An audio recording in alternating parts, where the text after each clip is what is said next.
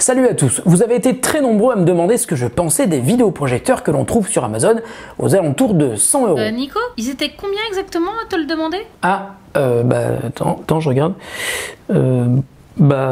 Deux, hein.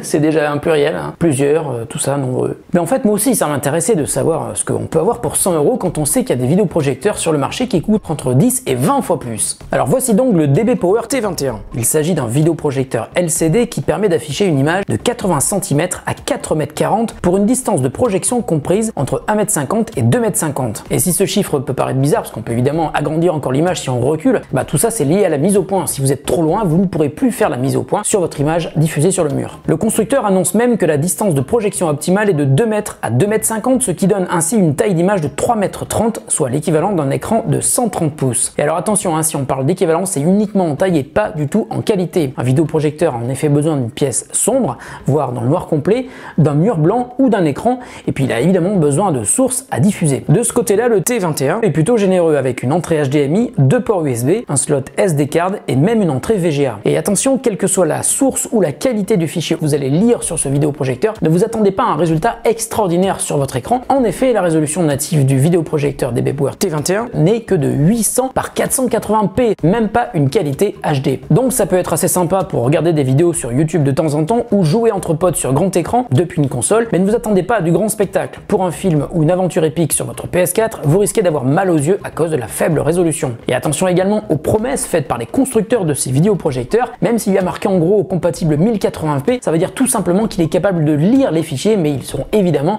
diffusés en 480p sur l'écran. Intéressant à savoir, le T21 est équipé d'un haut-parleur continu à mi-volume grâce à la batterie intégrée de 4000 mAh. Pour les sources HDMI, USB et SD card, le son sera lu directement dans le haut-parleur du projecteur. Pas besoin d'y ajouter une installation audio. On peut aussi noter qu'un réglage du trapèze vertical est disponible. Ça permet de redresser l'image si le projecteur est placé un peu trop haut ou un peu trop bas par rapport au milieu de l'écran. Il y a donc aussi le fameux réglage de mise au point, et depuis le menu, on peut aussi changer la température de couleur. Et c'est donc tout ce que vous aurez pour 99 €. Alors c'est vrai que ce n'est pas très cher, et on peut d'ailleurs définir une liste de points positifs, mais aussi de points négatifs sur ce vidéoprojecteur. Dans les points positifs, le nombre d'entrées proposées, le haut-parleur intégré, le bruit du ventilo qui est assez modéré, le fait qu'il ne soit pas trop gros, et puis bien sûr son prix. Dans les points négatifs, la faible résolution de l'image, les couleurs que je ne trouve pas terribles, et la luminosité qui est assez moyenne. Mais voilà, il coûte 99 €, vous pourrez quand même vous amuser. En revanche, je vous déconseille de l'utiliser comme écran principal, évidemment il n'est pas à la hauteur. La vidéo est terminée, j'espère qu'elle vous aura plu et au moins qu'elle vous aura donné des indications sur ce type de projecteur que vous pouvez trouver sur Amazon. Si d'ailleurs ça vous intéresse, je vous mets un lien dans la description de la vidéo. Merci pour votre fidélité, merci pour votre attention et à très bientôt pour un nouveau test high-tech sur The Grand Test. Salut!